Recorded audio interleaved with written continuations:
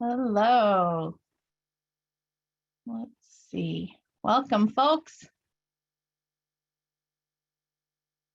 As everyone streams in, we're going to give it just a couple seconds and we're going to jump right in.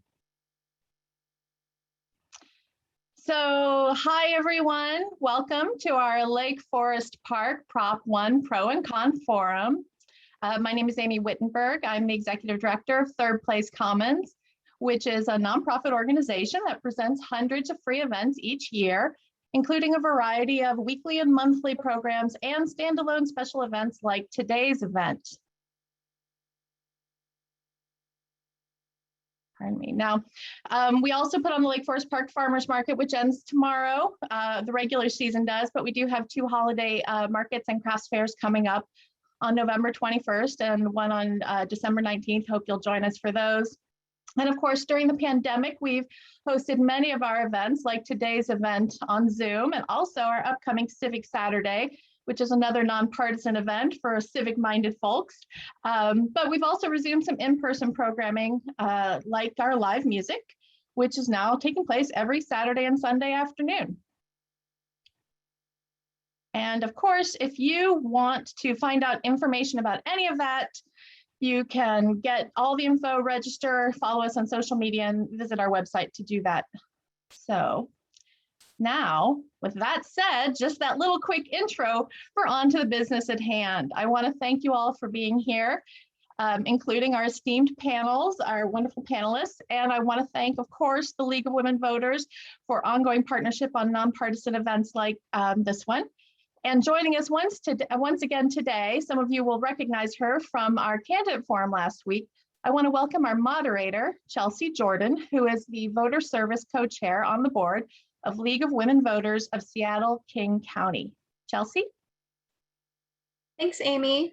Welcome to the forum on the Lake Forest Park Proposition 1 ballot measure, co-sponsored by the League of Women Voters of Seattle-King County and Third Place Commons.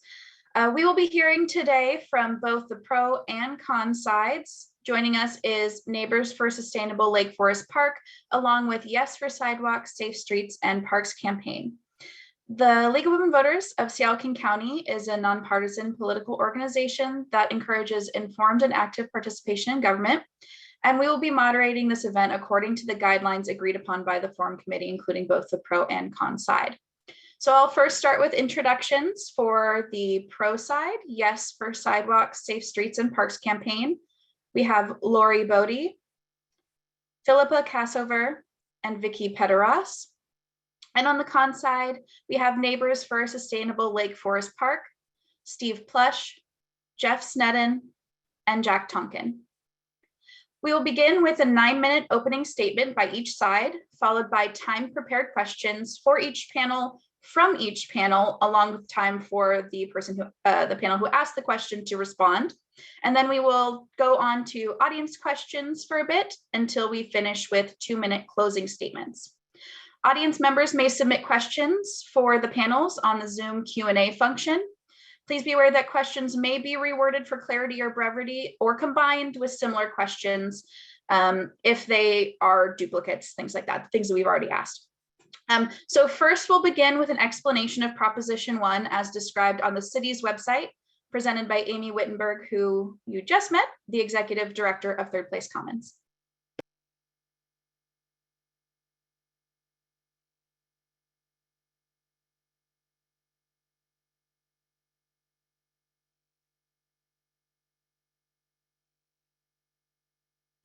There we go. All right, I'm just going to share with you. I'm going to put it on screen so you can read along. LFP Proposition 1, Levy Lid Lift. It's the levy for walkways, safe connections, parks, and recreation. The Lake Forest Park City Council has placed a property tax levy on the November 2nd, 2021 ballot that will fund projects including the Safe Streets Report, Parks, Recreation, Open Space, and Trails, is it Prost? I'm going to say Prost. Forgive me if it's Prost plan, and future parks, recreation, and safe connectivity plans adopted by the City Council. If voters approve, the levy will provide funding for Sidewalks, starting with installing sidewalks on the way to schools, Lake Forest Park children attend, and other pedestrian and bicycle connections and traffic calming projects in the city's Safe Streets report.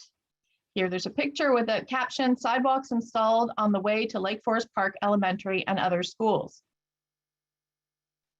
A master plan and construction of the new 2-acre lakefront park, including recreation and use facilities.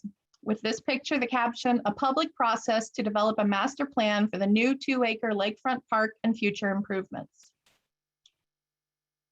Development and improvements to the city's 9 existing parks, including Brookside Park, 5-acre Woods, and Horizon View, as provided in the Parks, Recreation, Open Space and Trails Prost Plan, including projects such as trails, restrooms, recreational facilities, and a dog park. Here, the caption reads, improvements to 5-acre Woods and other parks planned with the community. Future sidewalks, pedestrian and bicycle connections, and park and recreation projects across the city, developed with public input and adopted by the City Council. Planning, public engagement, construction, repair, maintenance, and expenses related to projects funded by the levy. Proposition 1 funding structure. The levy will be a one-time permanent property tax increase in 2022 in order to generate approximately $2 million annually. The levy funds will support adding and maintaining new walkways, pedestrian and bicycle connections, and parks and recreation facilities throughout the city. If the levy is approved by voters, property owners will pay an additional 59 cents per $1,000 of assessed property value in the first year, 2022. The rate will vary in subsequent years to generate the approximately $2 million per year.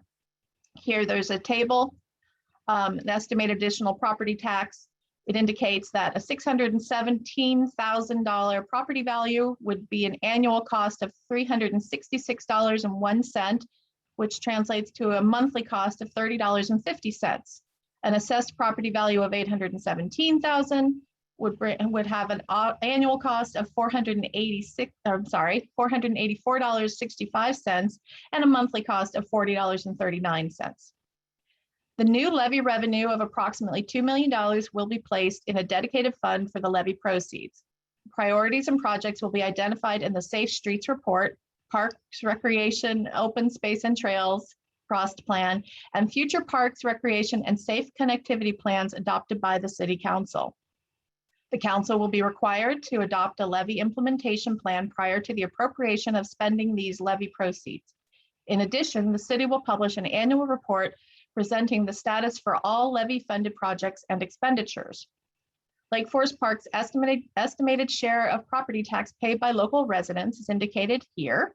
Today, before the levy, we see that 9% is paid by the city of Lake Forest Park, with 17% from King County, and 64% from state schools in Cleary, Shoreline voted bonds.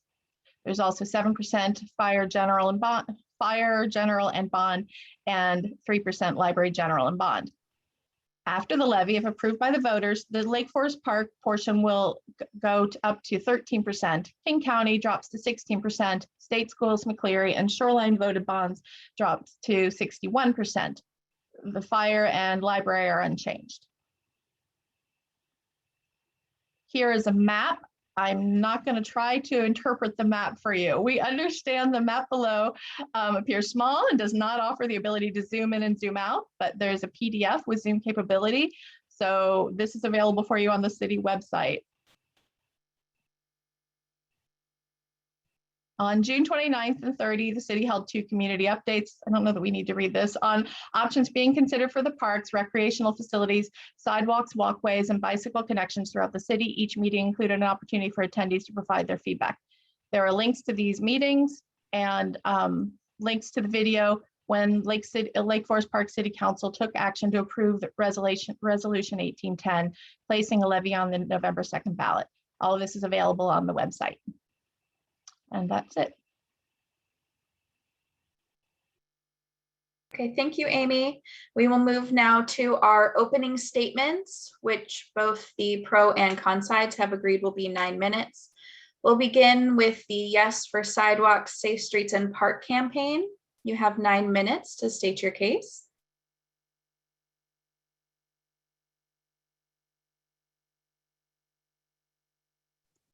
And Vicki is going to start for us today. Thank you, Philippa. Hi, I'm Vicki Petty-Ross, and I am a teacher at Lake Forest Park Elementary. I am a parent of 2 kids in college and high school, and I live in the Sheridan Heights area. My family moved to Lake Forest Park 17 years ago because we love the schools and the community feel and the trees, and it fit our values. As a teacher, I support this proposition because I want our kids to be safe on their way to school. On the way to Lake Forest Park Elementary, there are very few, if any, sidewalks. I'm trying to think if there are any. I have for many years that I've lived in Lake Forest Park, watched the moms with their babies in the strollers and their kids on the way to Brookside Elementary. And I've watched them walk on that narrow path right next to traffic. And my heart just clutches for them and worries for them. So I see a huge need for safe sidewalks for our community, especially now that so many more people are working from home and we're out and about in our community all the time. One of my favorite memories of having little kids in Lake Forest Park is walking down to the town center for the farmers market. And that is such a key part of what makes our community so special, is being able to get together in a common place. We used to go to the live music on Friday and Saturday nights at the town center. All of that is so dear to me. And I'd like to see that commitment to community to continue. There are more families that live here than there were 17 years ago. There are more families that live here even from 50 years ago. When this community first was originated, the people who had a vision and believed in this community and preserving the trees and having parks and places to gather were visionary. And I think they gave us an incredible gift. And I feel a responsibility as a taxpayer and a member of this community to support this, to stand on the shoulders of those people who came before us and had this vision, and to continue it to the best of my ability. Thank you. Hello, everyone. My name is Laurie Bodie, and I have lived in Lake Forest Park for 30 years. I did raise my family here, and like Vicki, have a strong connection to the community and want to help us leave a legacy for the future. Proposition 1, which I support, would raise $2 million each year dedicated to sidewalks, parks, and recreation throughout the city. That's 0.15% per $1,000 of assessed value, compared to 0.1% or 1/10% per $1,000 of assessed value now. $2 million is all the city will ever collect annually with no inflation adjustment under Proposition 1. So the buying power and the future levy rates will decrease over time. The cost for an average LFP homeowner will be $30 to $40 a month, or about $1 a day, an amount that will not increase over time.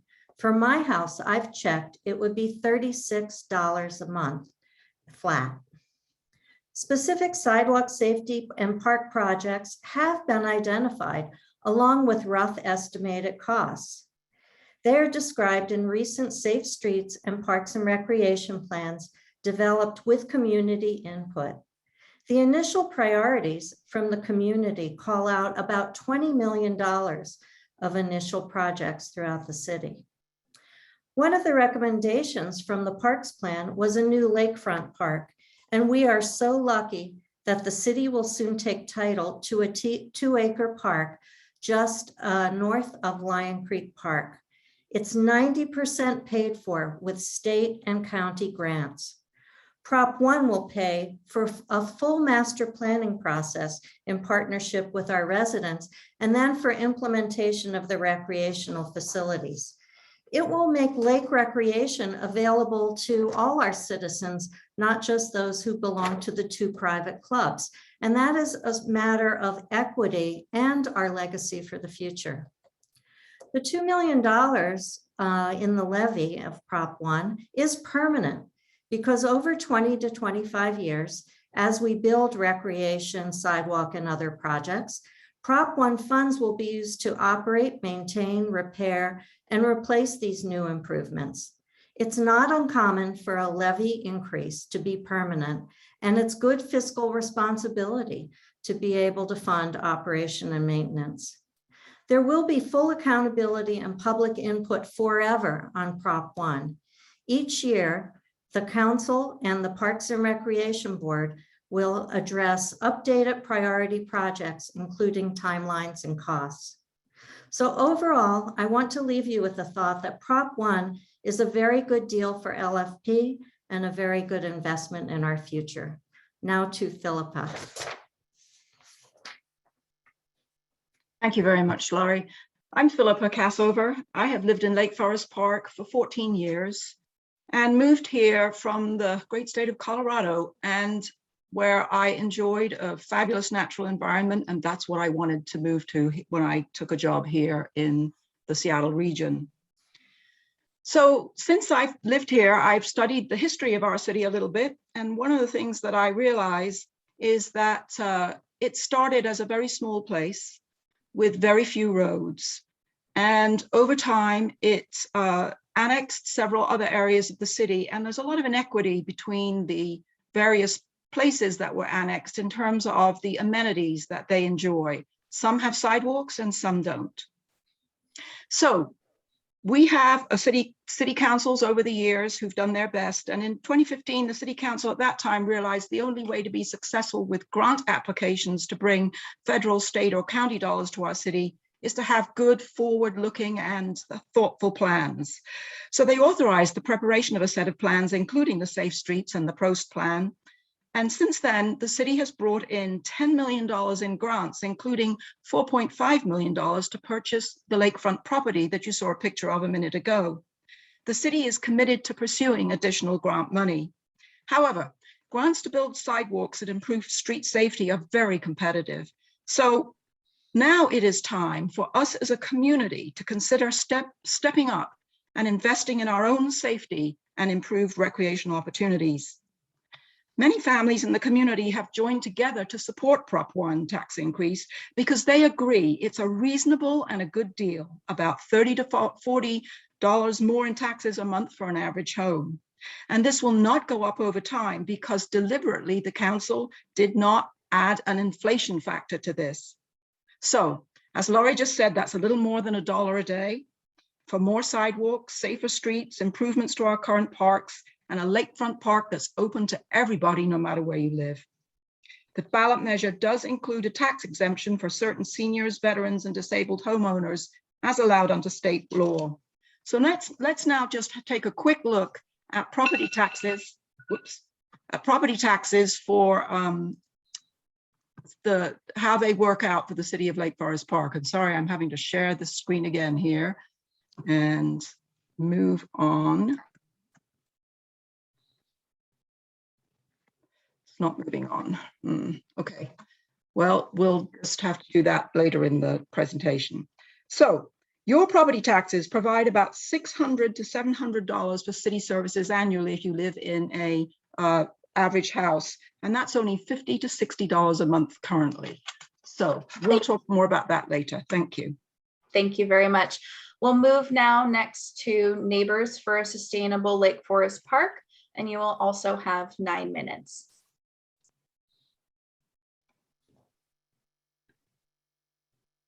Jeff, you're muted. Thank you. Hello, my name is Jeff Nedden, and my wife and I and family have lived in Lake Forest Park for 38 years. I've been asked by our group, Neighbors for a Sustainable Lake Forest Park, to explain why we believe voters should vote no on Prop 1. Voters in Lake Forest Park are being asked to approve Prop 1 this November. The ballots are already in the mail and the stakes are very high. This is the biggest decision our voters in our city of 13,500 will face in this election. And if passed, will effectively establish our city's priorities for at least the next 25 years. But first, I want to make clear, we are strongly in support of needed safe streets and park improvements.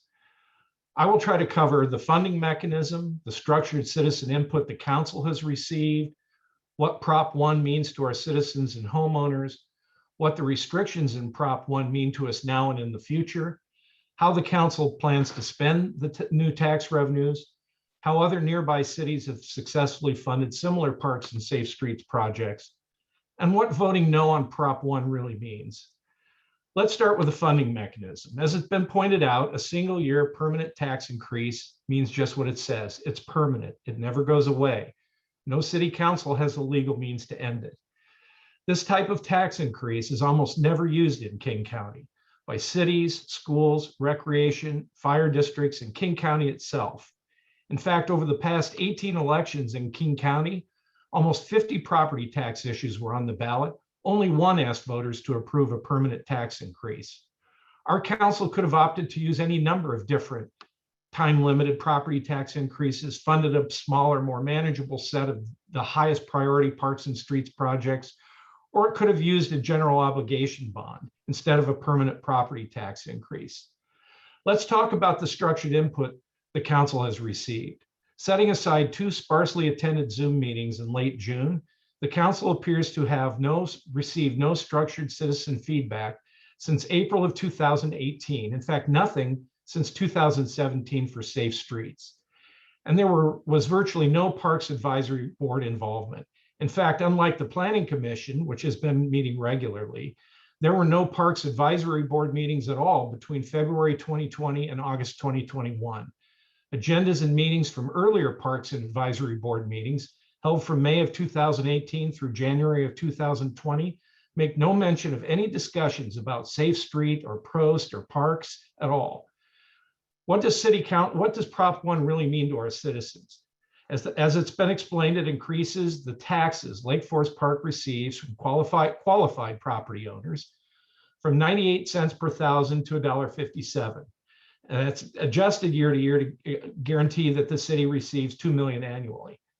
And as it said, it legally allows those tax dollars to be restricted to just parks and streets. That's a 61% increase. It's the largest in our city's history, and it makes us one of the most heavily taxed cities on the north end. Those are facts.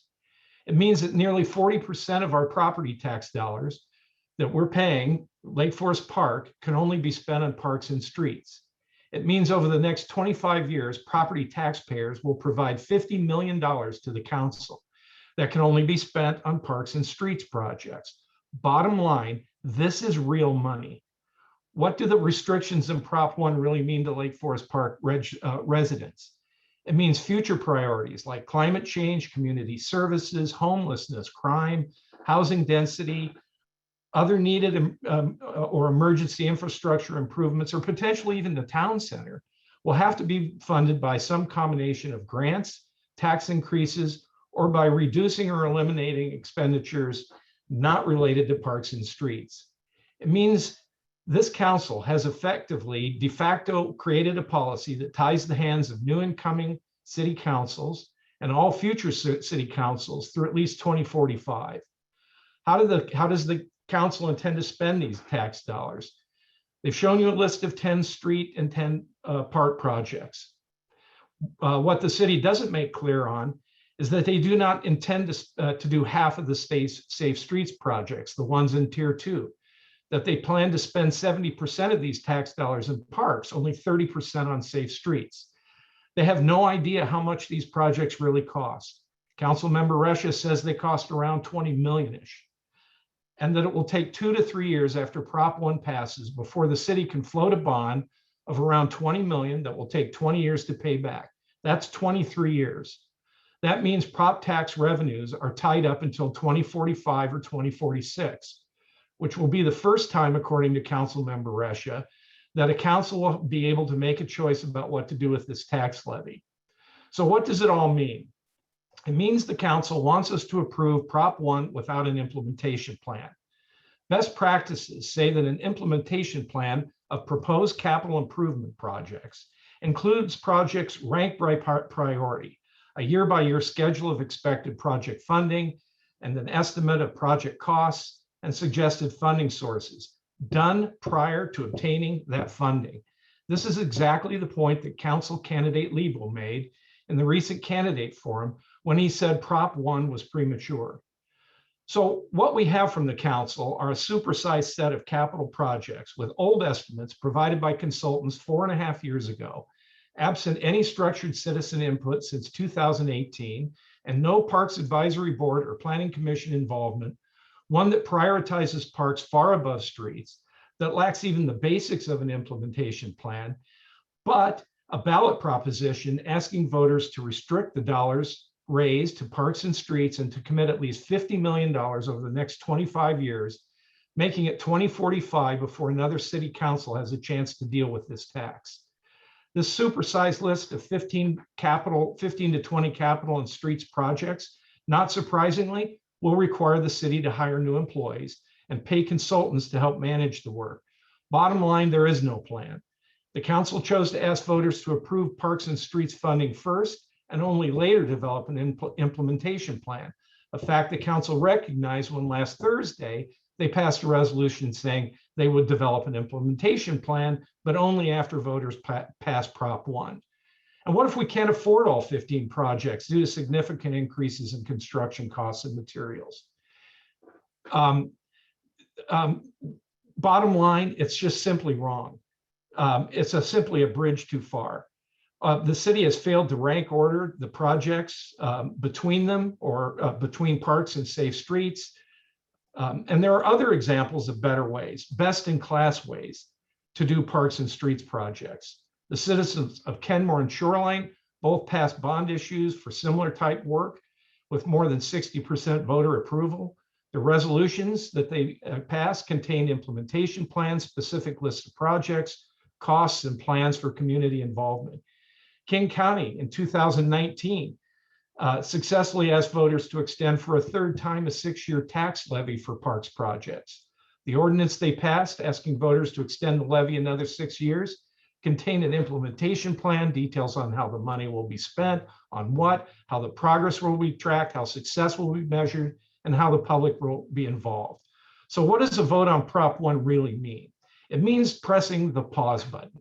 It means completing an implementation plan and determining the most appropriate funding mechanism, then putting it on the ballot. There are 3 elections in 2022.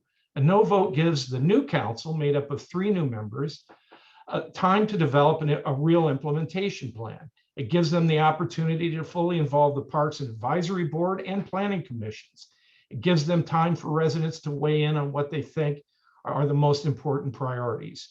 And they can choose then the most important appropriate financial mechanism, time-limited tax increase or bond issue, then put it on the ballot. There most certainly is a better way, but it's not Proposition 1. Thank you. Thank you. We'll move on now to our prepared questions. As a reminder, these have been prepared from each panel for each panel. They will be given 2 minutes to answer, and then the questioning party will be given 2 minutes to respond. So we will start first with a question from the Con Committee to the Pro Committee. On July 22nd, when Resolution 1810 passed putting Prop 1 on the ballot, it mentions only the development of a levy implementation plan and an annual report.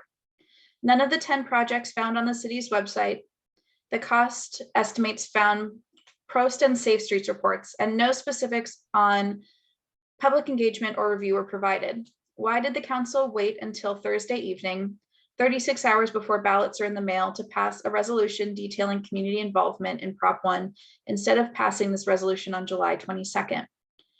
We'll go to yes for Sidewalk, Safe Streets, and Parks campaign. You'll have 2 minutes to respond to the Con Committee's question.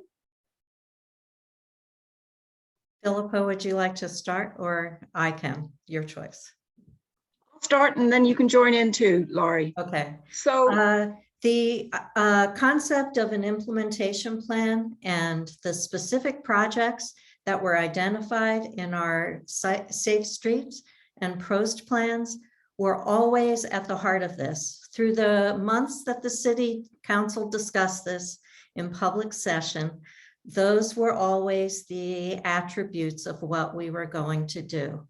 And a list from our existing plans, detailed implementation plans, and full public involvement and engagement to make sure we have the right priorities over time.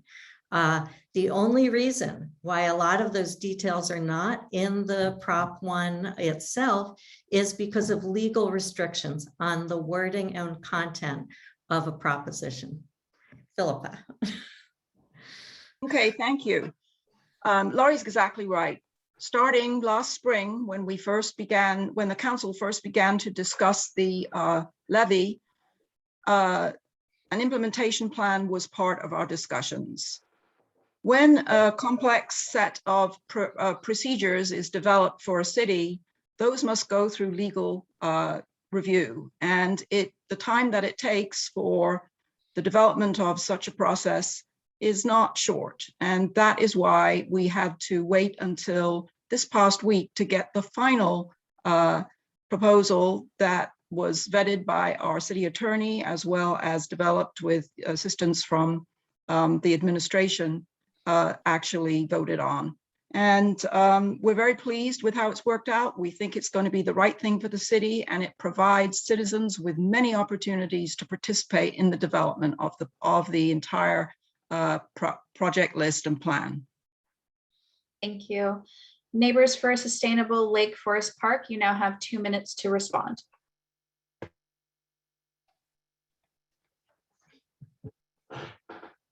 Anybody want to take that on? Steve, you're muted. Yeah, I guess I don't understand that there was no public details because of legal issues, but I think however that is, it's just a bit disingenuous, I think, for the council to act without public input. And it's never been done that way. And this is a very, very large issue for the city to not involve the citizens and purposefully go after them to get their opinions and decisions before they have to vote money for it. It's a little bit like just opening a blank check and then getting the details later. That's not the way it should be done. I'd like to say, having spent 10 years on the Planning Commission and a year on the City Council, it appears to me that this resolution that the council considered on Thursday is a desperate attempt to cover up the lack of planning that should have been done previously, and to ask, no matter how talented and dedicated a group of park board volunteers is, they're not equipped and they have never had the staff support to manage such a large group of projects. It's just not feasible. I'm actually reading the resolution, and the only thing I can find about public input is, where did it go here? A public process validating the priorities from the programmatic plans will be investigated. I'm not finding really anything in here as I look at this resolution that specifies what the public's involvement will be. That's the resolution. Thank you. We'll move on next to a question from the Pro Committee for the Con Committee. The levy will cost an average homeowner in Lake Forest Park about $30 to $40 a month with no increase over time.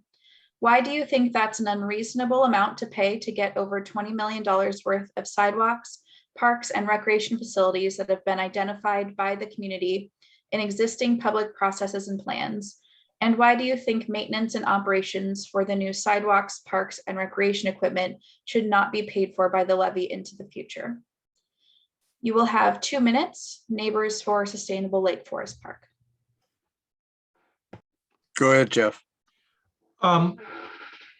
First of all, there's no way to know what we're talking about when it comes to what the maintenance costs are going to be for these projects, because there's no design. We don't know what the projects contain. We have no idea what the maintenance costs are going to be. So I don't know. If we had a plan, we'd be able to have a discussion about that. But in the absence of a plan, it's an abstract question, in my opinion. Anyone Jeff, else?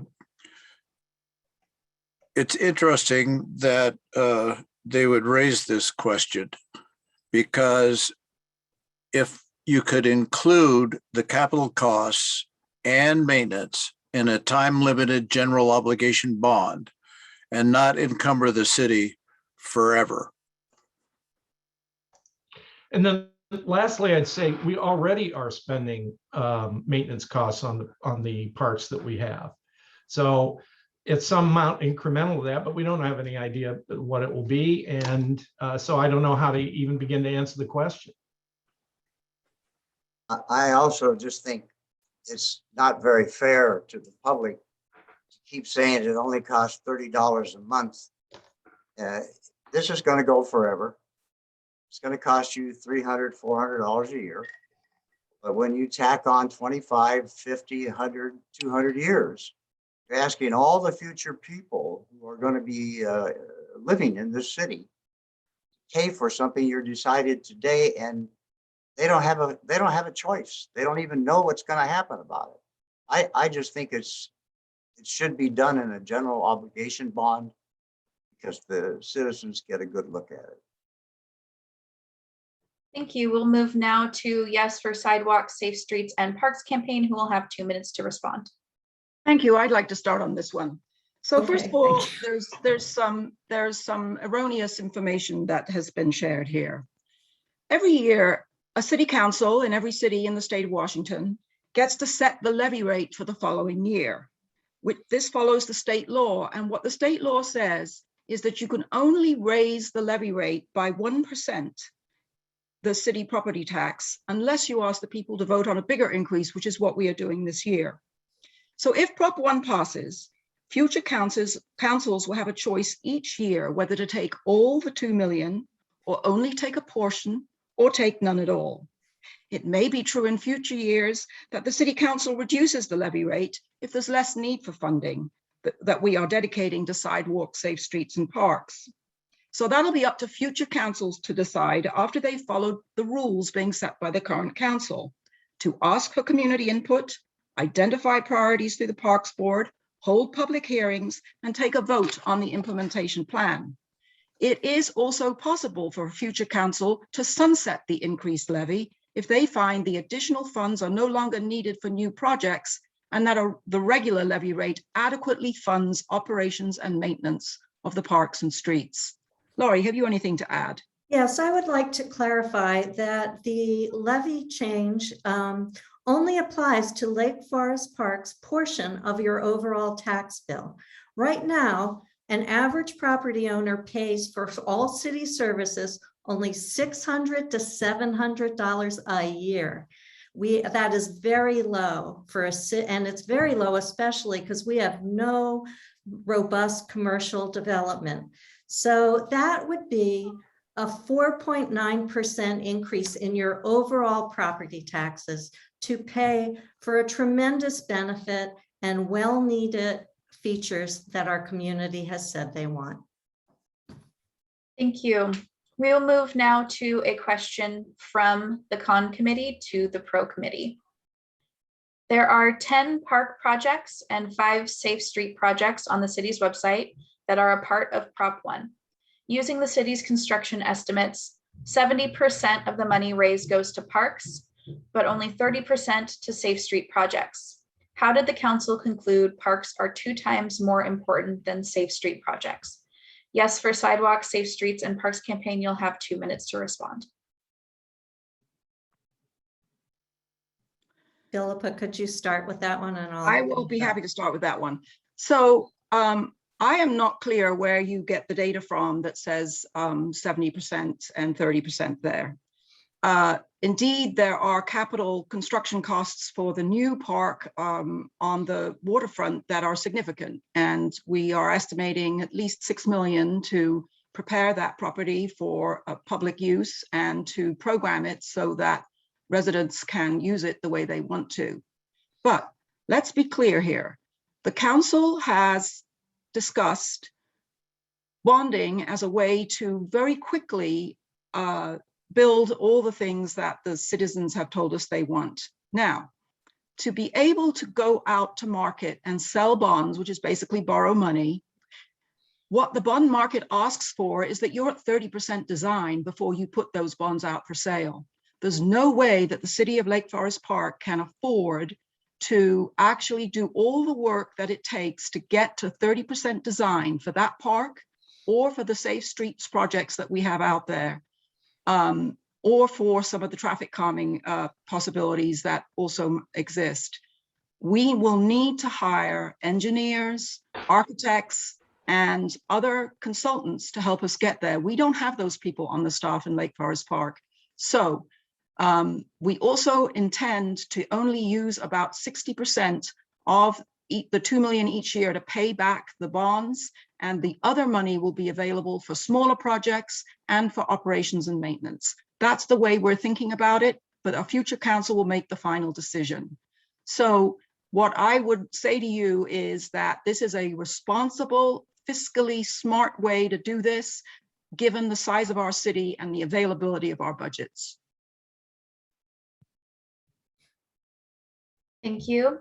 Neighbors for a Sustainable Lake Forest Park, you now have 2 minutes to respond. Well, first of all, let me address the question about false information, whatever you used. This is all the reports from Prost and whatnot. The cost estimates that I used came directly from here. I added them up. I added the parks estimates up and I added the street estimates up. I got a total number and then I divided it, and it's 30% to streets and 70% to parks. So it's not erroneous information. It's information that's provided. Secondly, the bond issue won't be, it'll take 2 to 3 years. This is the point about being supersized. A city of our size taking on 15 capital projects is an immense level of activity and a huge cost. I mean, we can put it in dollars per day, but it's $50 million over the next 25 years. That's real money. It's not a small amount of money. And it's going to, John Resha himself in one of the council meetings said it's going to be until 2045 or 2046 before the next council has any say on what's going to happen with this tax levy. Those aren't my words. I'm not making that up. That's what John Resha has said at a council meeting. So I'm a little confused about the answer that you gave. I'd like to say that the city in the past has had difficulty and had to let people go because they had staff and the obligations for health care and retirement were so large that it couldn't afford it anymore. So when you want to hire lots more people, I caution you, that's a big problem.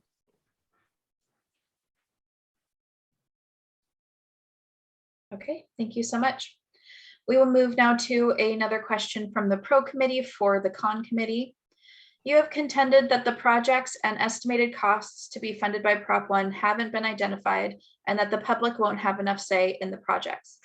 Prop 1 language specifically refers to the projects and cost estimates in the 2018 Safe Street and Parks and Recreation plans. Doesn't Resolution 1810 also require open public discussion of an updated annual implementation plan and an annual progress report?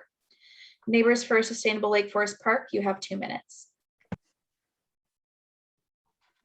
Go ahead, Jeff. I'm seeing, go ahead. Go ahead, Jack. So I went through all the documents and I figured out, I looked, because it's reported in there, exactly how many people, citizens, have been involved in structured feedback that the city has solicited. And as I said in my opening statement, There's been no public feedback, no structured public feedback since April of 2018 for Prost, and no public feedback at all in 2018, after 2017 for streets. So the fact that this is current information is just, well, it's not current information. There haven't been, except for 2 Zoom meetings that happened in June, any public feedback on this whatsoever. And as we said as I said earlier, the Parks Advisory Board wasn't even meeting for the bulk of the time that these studies were run, and it only recently started meeting again. So the Parks Advisory Board has not had any feedback or input into this. Times have changed, priorities change, but yet we're being asked to commit $50 million, as much as $50 million over the next 25 years to this set of parks and streets projects. It's just too big. It's too big for this city. We could have picked a smaller number of them, had the design work done, and come to the residents of Lake Forest Park and said, look, we want to do the waterfront park and we want to do the 2 sidewalks, and we're going to do that work and we're going to get it done, and then we're going to do something else.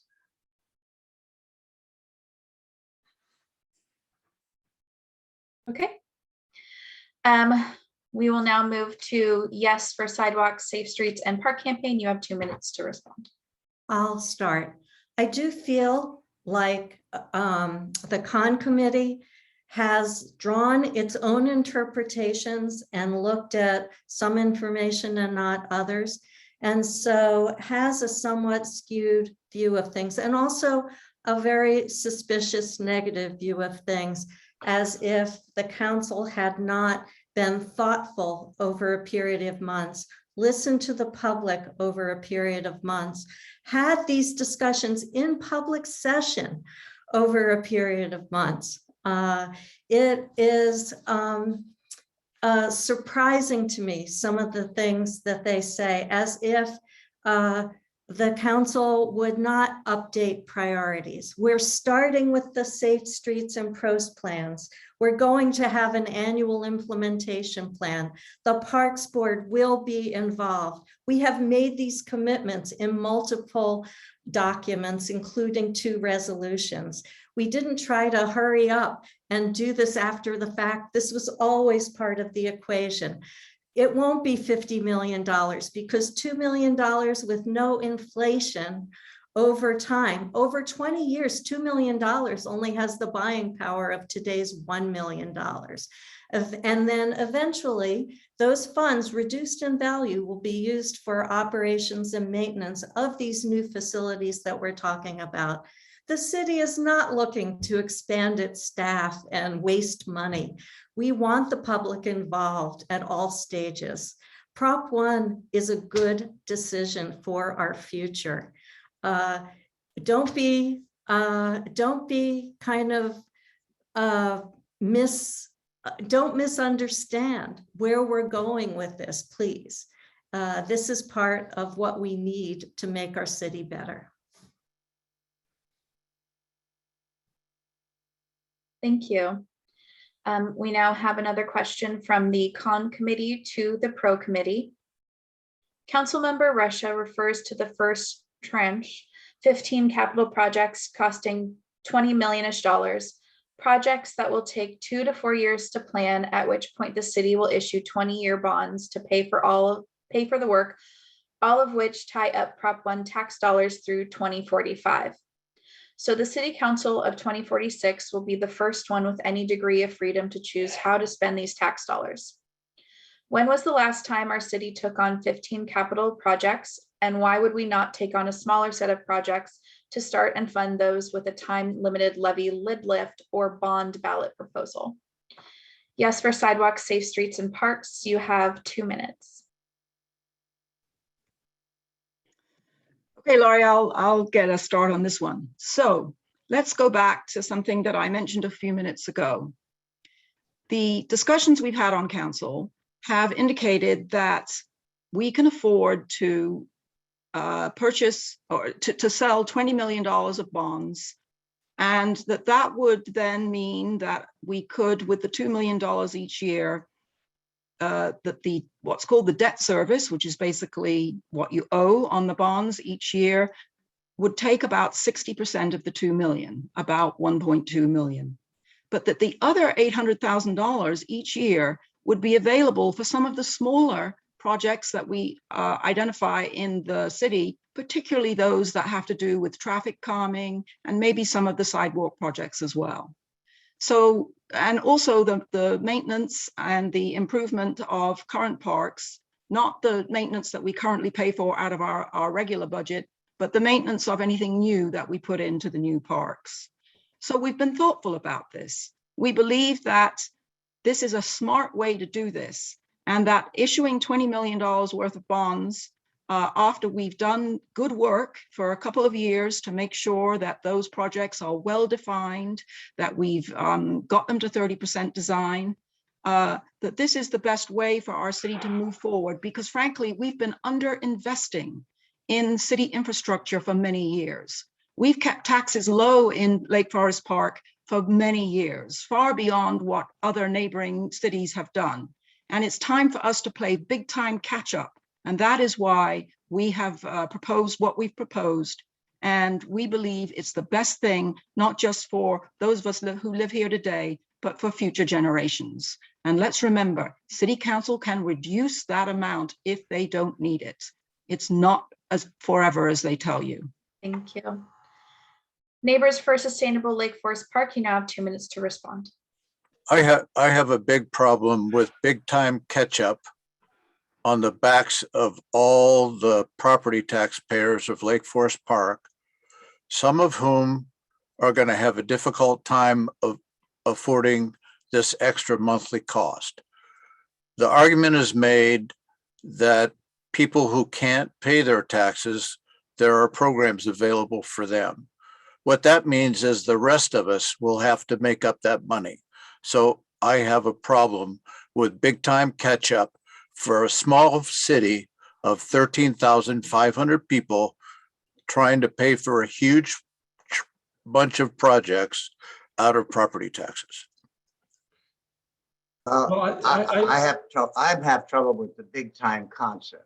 I've heard that enough times, and I'm a little upset that we have already seen what the city has done with their big time thinking. If you go back not too far, it was all about town center, and the city hired 3 consultants because they can't think for themselves, I guess, and spent $963,000 with 3 consultants to work through the process of what we're going to do big time with town center. Now, has that done anything? Have we got anything for that money? It was a complete waste of money. Now we're going to take and channel $20 million, $40 million, $50 million. It doesn't stop. $100 million, $200 million into this program. And with the promise that, oh, if we don't need it, we won't spend it. Well, come on, guys, you haven't shown yet that you want to not spend it. Thank you. We'll move on to our last question, which is from last prepared question, which is from the Pro Committee for the Con Committee. You have contended that voter approval for bonding a list of specific projects is a better way to fund sidewalks and parks. And you propose that using the approximately $700,000 annual real estate excise tax to pay back the bonds. These funds are currently used for the street overlay program and for maintenance and repairs of City Hall and Public Works facilities. Why is this a better way? And how do you propose the city should preserve the pavement on our streets and avoid deferred maintenance on our buildings if these funds are diverted to bond repayments? Neighbors for Sustainable Lake Forest Park, you have 2 minutes to respond to their question. I don't understand it, to be honest. Would you like to allow the Pro Committee to explain and we can restart your timer? Would both sides be okay with that?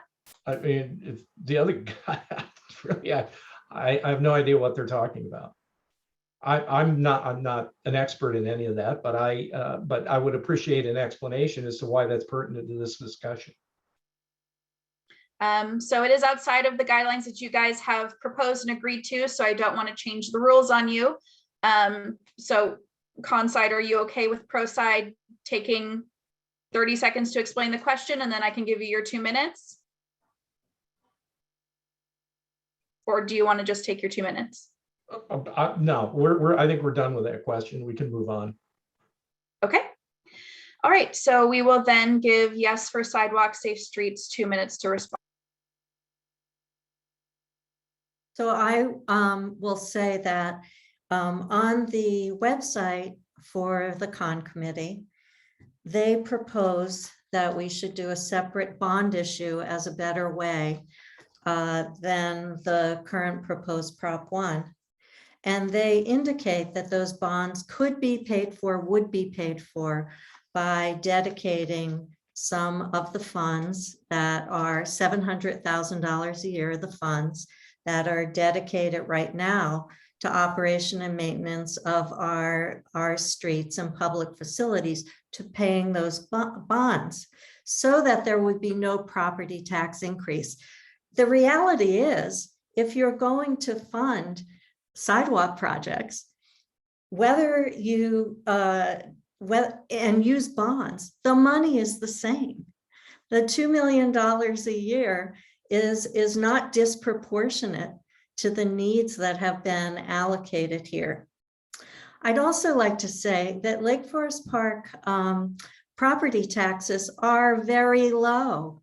Think about the fact that you as a citizen pay only $600 to $700 a year to the city for their services. This would add about $300 to $400 a year to that. Yes, it would, but that's $30 to $40 a month without delay to do the projects that our community has told us they want to see. There is not a better way that's being proposed. It is just a way to avoid a property tax increase that is modest and reasonable for our citizens and the amenities that we would like to see for our future generations. Okay. We will go to our audience questions that you've been submitting. If you are one of our participants, please feel free to put it into the question and answer function in the webinar down at the bottom of your screen. We have received quite a few questions already, so I will get started from the top. We will go to the pro side, and then we will allow the con side to respond for this one. If Prop 1 passes, will the council shift what it is currently spending on parks and streets to other areas? If so, doesn't this make Prop 1 an overall property tax increase? So we'll go to the pro side. You'll have 2 minutes, and then the con side will have time to reply. Philippa, why don't you take that? I'm glad to. So the council was very careful to identify new projects as the only park expenditures that could occur under the from levy funds. We are taking care of our current parks, and we will continue to do that. But any improvements that we might build, for example, people have asked for a dog park and people have asked for bathrooms up at Horizon View. So the operations and maintenance of those facilities that would be paid for under the levy, those would also be eligible for levy funds for their operation and maintenance. But the current parks, that we can handle that, we can take care of it. Now listen, as the mayor has said several times, Lake Forest Park has done a really good job of stabilizing its budget over the last 6 or 7 years, and it can handle what it needs to do right now. What we cannot do is to hire the kinds of professionals that would be needed to prepare for a bond measure. What we cannot do is to fund big capital projects for improving our street safety, for sidewalks, and for the new park on the waterfront. And it is that is the reason that we are putting a levy before the people. The city will be fine into the future, but it won't have a developed waterfront park and it won't have sidewalks if this levy fails. So that is the real question before us. Does the community wish to invest an average of $30 to $40 a month in order to increase safety on our streets, to have a waterfront park that's available to everybody, no matter where you live, and to make sure that those things are taken care of in the future and that we don't burden future residents with huge bills? The answer is no. Okay, thank you. We'll move now to the con side, who will have 2 minutes. To answer that question, I hope.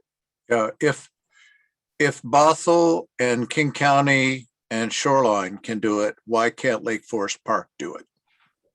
They were very successful with general obligation bonds. Something's not right.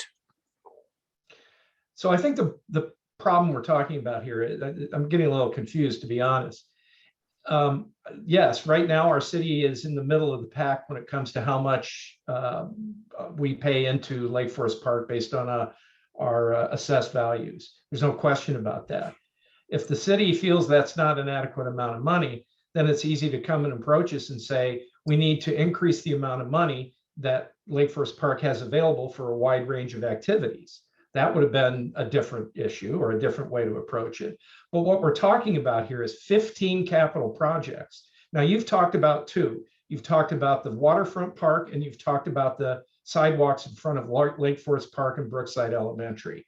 If we had put those into either a bond issue or put them into a tax, a limited term tax increase, I would have voted instantly for that. It's the size of this ask that you're coming to the public with no recent public feedback whatsoever, with no involvement of the Parks Commission, and expecting us to approve this huge amount of capital projects for a city of 13,500. It's oversized.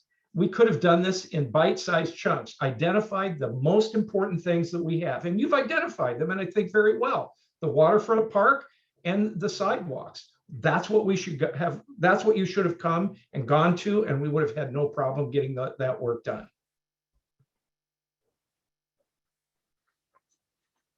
Okay, thank you. Another audience question that we will direct first to the con side. If not property taxes, what taxes? What other broad-based tax would be available to the city?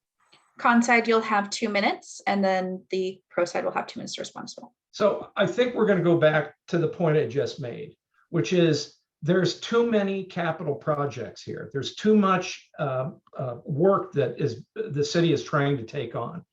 What we should be focused on are the top priority projects. We're a city of 13,500 people, and we really need to be more considered about what are the things that we can do and how quickly can we get them done, and not wrap everything into this gigantic 15 capital project list that requires this permanent tax increase and bonds that tie up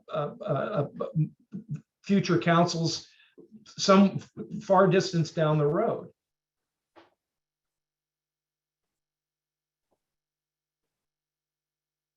I think we're done. Okay. All right, so we'll move on to the pro side. You'll have 2 minutes to respond. Why don't you start, Laurie? I just want to remind people that we agree, apparently, with the con side on what the initial project should be.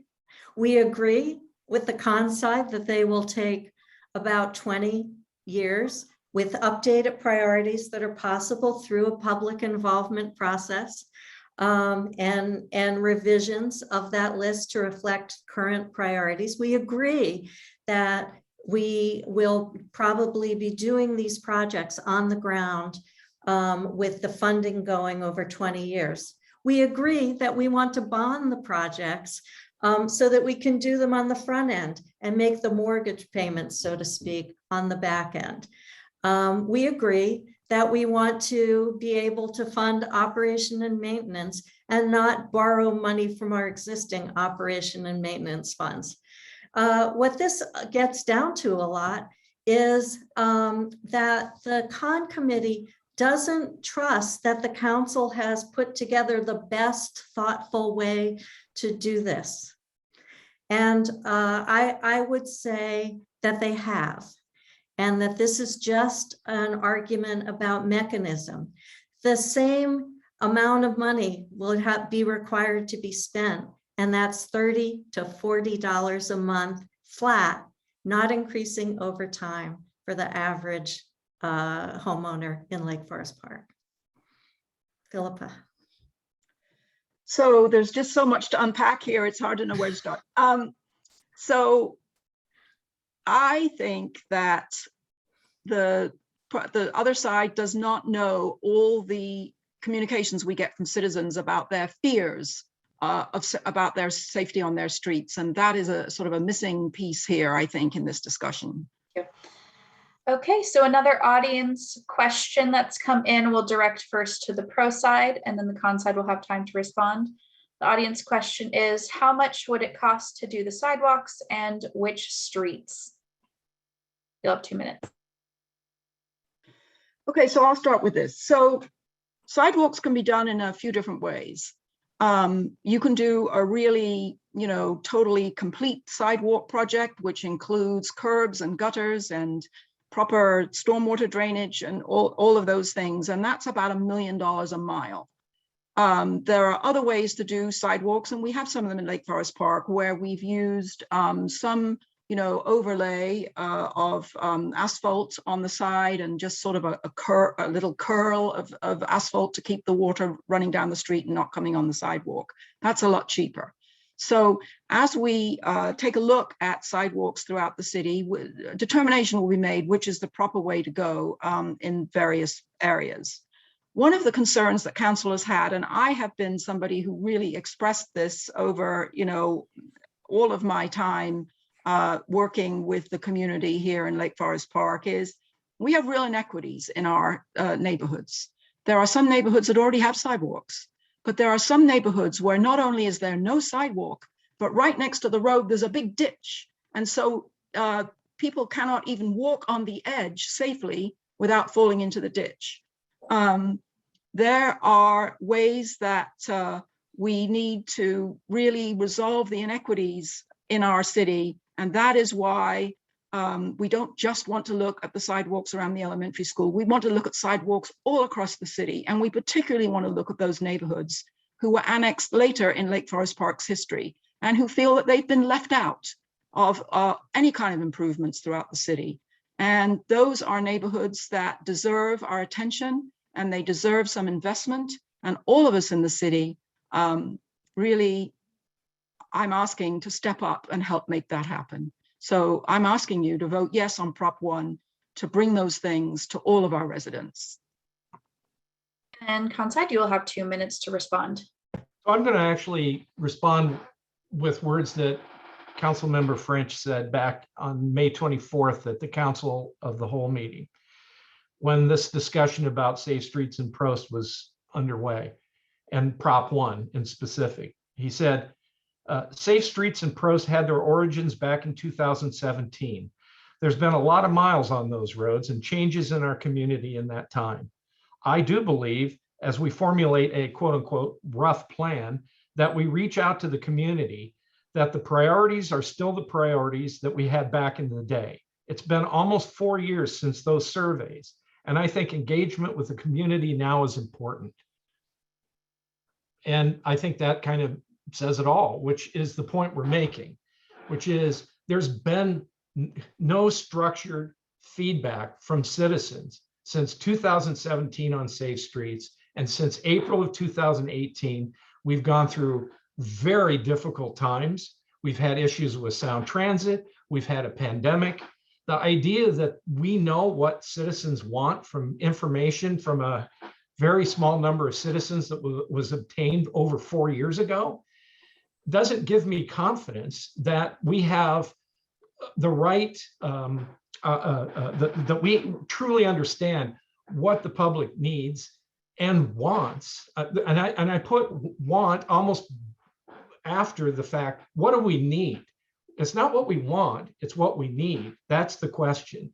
And the fact that we have not had any meaningful public dialogue over this issue for that long, and you're expecting a yes vote on Proposition 1 that ties the tax revenues that we receive to just parks and streets, that's just a bridge too far. We need to vote no on this and give the new council a chance.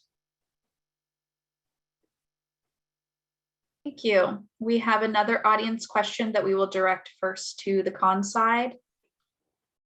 The Lake Forest Park Elementary PTA Board endorsed Prop 1 because it would fund protected pedestrian spaces along the busy and dangerous 35th Ave, where elementary students walk and bike to school. Without this funding, how would the two groups propose that the city protect children and families as they go to and from schools? Con side, you'll go first. Well, I think this is what we've been saying. I can't think of a higher. We never prioritized the 10 street projects and said, what's the most important? What's the second? What's the third? We just have a list. We have a top tier but tier 1 and tier 2. In the parks, we have a list. We don't have prioritization from one park to the next. How much more important is the waterfront park than whatever the other park is? We don't have that sort of hierarchical understanding of public needs. If we did, then we could have easily said, we're not going to try to tackle 15 capital projects all at once. We're going to take on the ones that have the highest priority in the community. Getting safe streets, sidewalks in front of our schools. Can't think of a higher priority. Having a waterfront park. Can't think of a higher priority for our parks.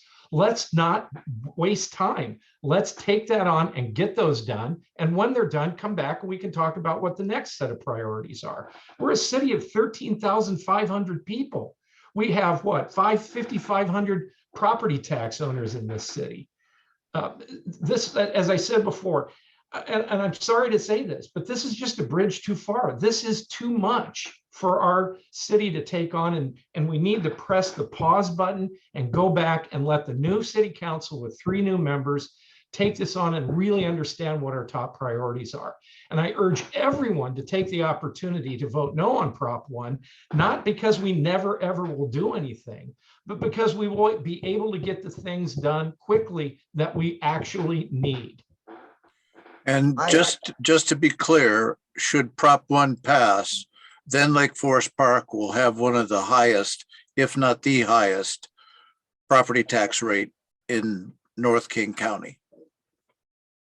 And Philip, I agree with your comment and your stress on working with the sidewalks. And Jack, thank right you. now, Sorry, but your panel's time is up. Thank you. got it. Okay.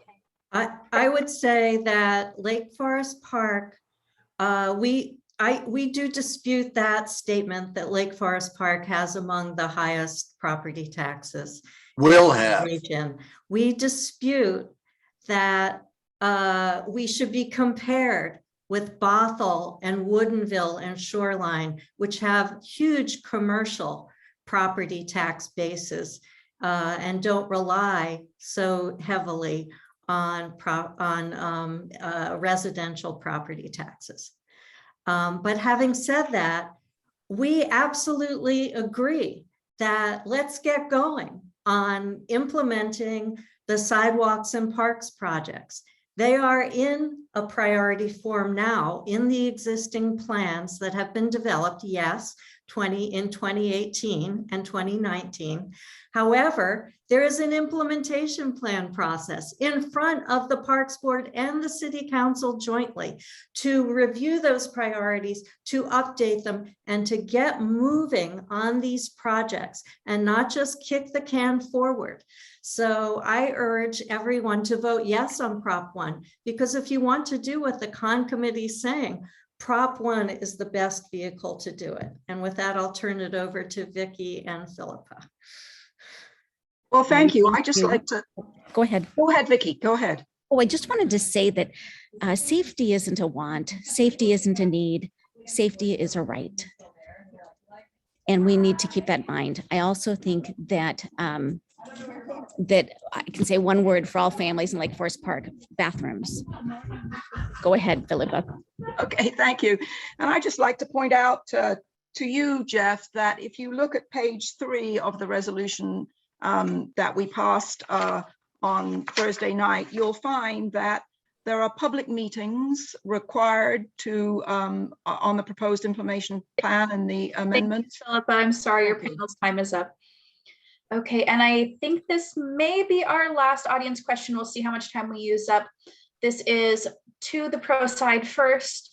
What kind of due diligence or fact finding did the council do for choosing this funding structure? Why this funding mechanism when other nearby towns have used different mechanisms? You'll have 2 minutes. Pro side. Hey, Philippa, why don't you start? Yes, and then I'll I'd wrap be up. happy to start. So the council actually started discussing how to fund these Prost and Safe Streets plans back in 2019.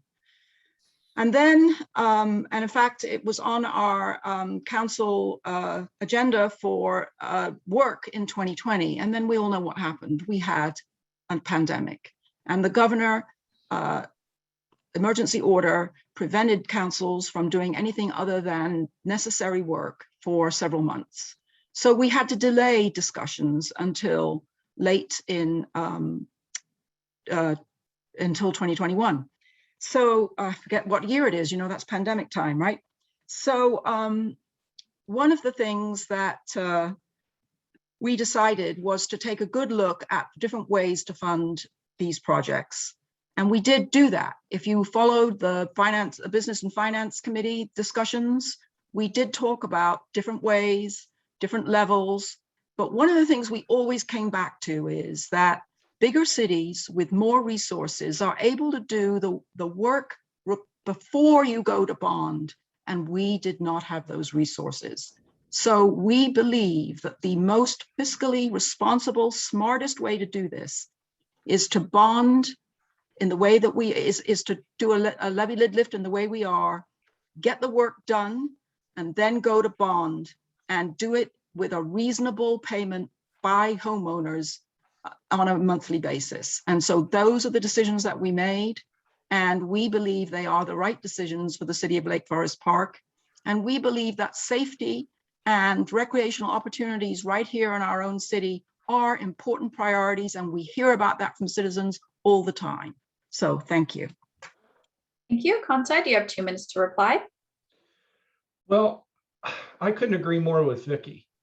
I can't think of anything more important than the safety of our children and in effect then safe streets in front of our schools as a top priority. I can't think of something more important than a waterfront park.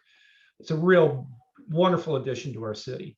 But the fact of the matter is when you bundle 15 projects together and you want to go to the bond market and ask for $20 million, it takes years, according to John Resha, it takes years to do that. So if anybody who thinks that they're going to see somebody show up with a shovel in front of Lake Forest Park Elementary or in front of Brookside in the next 3 years, I'm sorry, it's just not going to happen. It can't happen until the bonds are issued. And it takes that long because we have 15 capital projects included. And this is the point we're trying to make over and over again, which is this is a supersized amount of capital projects for the city of our size. It's unprecedented. It's never been proposed before, let alone the fact that it's being funded by a permanent tax that never sunsets. But what is important to our community is understanding what our most important needs are. And I think we're clear on those. I really do. I feel comfortable myself about the waterfront park and the streets. I'm uncomfortable that we're still talking about it, and we will still be talking about it 3 years from now before the first shovel hits the ground. So I think it's hit the reset button, get this new council involved, slim down the number of projects. Let's get going on those key important ones. And when we're done, let's go to the next set. And we can do this in tranches. Okay, thank you. We do have time for one last question before we get to our closing. This one will start to the con committee and then to the pro committee for a response. So from the audience, we have so many capital projects because projects have been deferred the last 25 years. Why should the council have to ask for money for each project they want to do by asking voters? It may slow things down and cost even more money than having a larger ask up front with public input on how to proceed. And that is to the con committee. You'll have 2 minutes. Well, I'm having a hard time understanding how having a really large number of projects speeds things up. I think we've made this point several times in our discussion today, that when you bundle 15 capital projects together with the idea and raise property taxes with the specific notion that we're going to go to the bond market, but that's going to take 3 years, that's not speeding anything up. Again, it gets back to priorities. It gets back to understanding what the most important, the second most important, the third most important thing is. None of that work was done in the Prost or in the Safe Streets projects.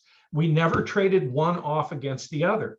We never traded them off across each other. We have absolutely no sense of what the hierarchical importance of each of these projects are against the other. And there's traditional research techniques that allow that to happen, to really understand the relative difference of the set of options and choices.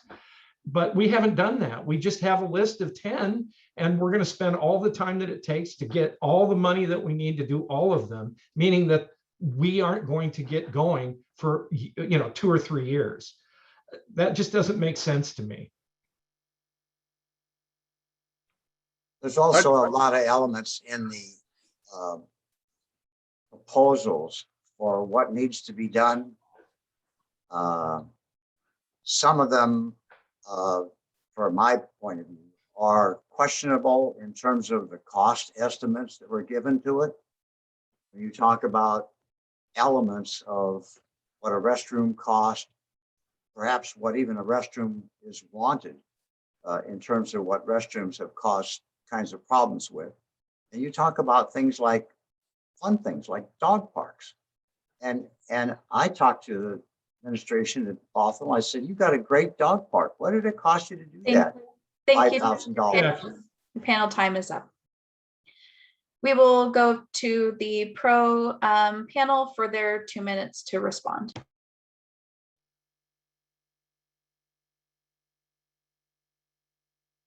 Go ahead, Philippa. Philippa, you're muted. You're muted. Okay, thank you. Sorry about that.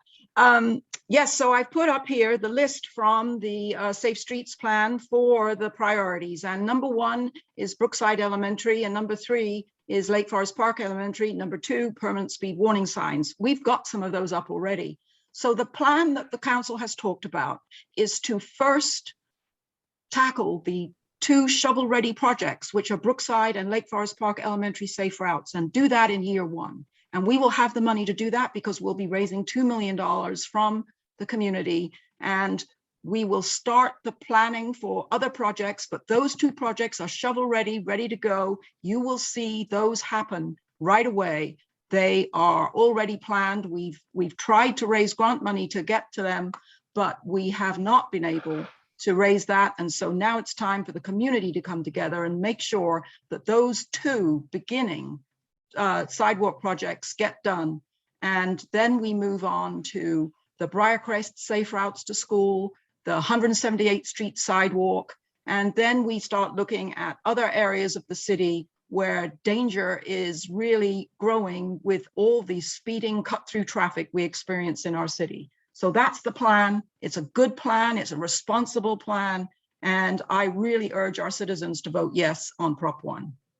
Not only that, I would add to what Philippa said, we specifically have the public meeting and implementation plan process with the Parks Board to be able to review the Tier 2 priorities and make sure we're covering equitably all our neighborhoods and doing what is right for our community for safety and recreation. Thank you. So that is all the time we have for audience questions. Thank you so much to everyone for submitting it through the Q&A. I apologize we can't get to you all. We will move now to our closing statements. Each panel will have 2 minutes. We will start with Neighbors for a Sustainable Lake Forest Park for your closing statement. Okay, thank you. this afternoon, you've you heard a lot about the levy lid lift proposed by Proposition 1.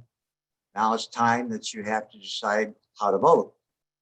Our concern is and has always been not on the intent of Proposition 1, but for the process that's been involved. You should vote no on Proposition 1. Give the new city council the opportunity to hit that pause button, then engage the public in a meaningful dialogue to determine which projects are most important, weighing parks projects against safe street projects. Develop a detailed plan for the proposed projects and develop suitable time-limited funding mechanisms. Of the 15 projects considered in the levy, only 2 have firm plans. Citizens have the right to know and what the plans will be for all projects and how our tax dollars will be spent before we consider paying the city $2 million a year additional property tax each year, and I would add the word forever. Proposition 1 will be the largest tax increase in our history, and there is simply no rush to commit to an incomplete plan. Councilmember John Wright, stuck in an airport, unable to vote for the council motion to approve Prop 1, but his recent statement casts light on the issue, and I'll quote it. By authorizing a tax that never ends and never needs reauthorizations, the voters are giving up their authority and responsibility, especially their say in how things are done. And once that happens, your government can do whatever it pleases, regardless of what voters want. Thank you, Jeff. Thank you for your closing statement. And we will move on now to 2 minutes to the pro side. So I wanted to respond that yes, this is real money. It takes real money to prioritize safety. We had a fatality a couple of years ago of a local mom of elementary students as she was walking in the evening. This is real money. This is really important to our community, that we have a safe way for our community to walk to school, for our kids to be together, and for our families to be together. Also, I wanted to speak to the amount of money that this is a delayed maintenance in a way. We have always need bathrooms in our parks, and we always will. We have more families moving into the community. Bathrooms are important. Also, it's an equity issue that we have no way for families to enjoy our waterfront in Lake Forest Park unless they have a certain address. So to bridge that, I completely support building this park for our community so that everyone has access to lakes and forests and parks in our town. Philippa and Laurie, did you have anything you wanted to add? I would only add that this is a matter of, like our predecessors before us who had a vision for Lake Forest Park and have made plans to keep our green infrastructure and do environmentally sound things. This is a legacy issue. This is something that we can do at modest monthly cost to average homeowners, to all our homeowners actually, at reasonable cost we can do to provide our legacy for the future and do something good so we pass something good on to our future families and future generations who come here. I agree. I also wanted to mention thank you to the 106 people I saw at one point who came today. That is 212 happy feet who would be walking on our new sidewalk. Thank you. Thank you so much to both of our panels, and thank you to Third Place Commons for hosting this event. And especially thank you to those of you in the audience asking those questions and getting involved in local politics. So the League of Women Voters would like to thank Neighbors for a Sustainable Lake Forest Park, Steve Plush, Jack Tonkin, and Jeff Nedden. And thank you to Yes for Sidewalks, Safe Streets and Parks campaign, Laurie Bodie, Vicki Petteros, and Pamela Cassover. Thank you to Third Place Commons for hosting this event, and thank you so much for all of your participation and your thoughtful answers and lively debate. Ballots are in the mail, so keep an eye out. If you're not yet registered to vote, online registration is open through October 25th, and in-person registration is open through Election Day, which is Tuesday, November 2nd. So thank you so much for attending. We hope you have a great Saturday. Here's to being Thank able you, to do it face everyone. to face Yeah. sometime. Thank you so much, League of Women Voters and Thank you Third all. Place. Thank you. Thank you. Thank you very much.